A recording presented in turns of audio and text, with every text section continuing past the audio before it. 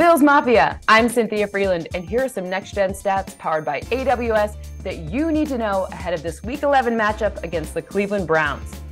Devin Singletary scored his first and second touchdowns of the season against the Vikings, and both came on rushes outside the tackles. He averaged 5 yards per carry on 7 such attempts for 35 total yards.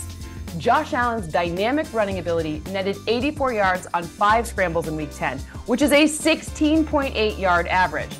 PFF rates Minnesota as the second hardest defense to run against, and rate Cleveland as the most generous defense to opposing rushers. So it stands to reason that the run game could be even more successful in this matchup. In Week 10, Allen was 6 of 7 for 88 yards on play action, and 14 of 20 for 121 yards and a touchdown on quick passes. Play action and quick passes are a sound strategy for keeping Myles Garrett and the Browns' pressure in check, and allows for downfield shots to be against more favorable defensive formations.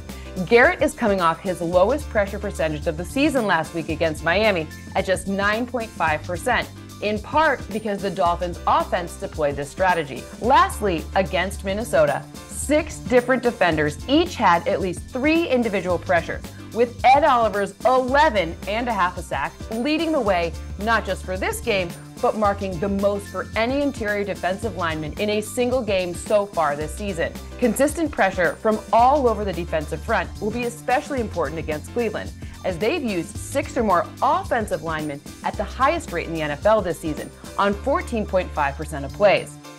I hope you enjoyed this week's Next Gen Stats powered by AWS. I'm Cynthia Frelund.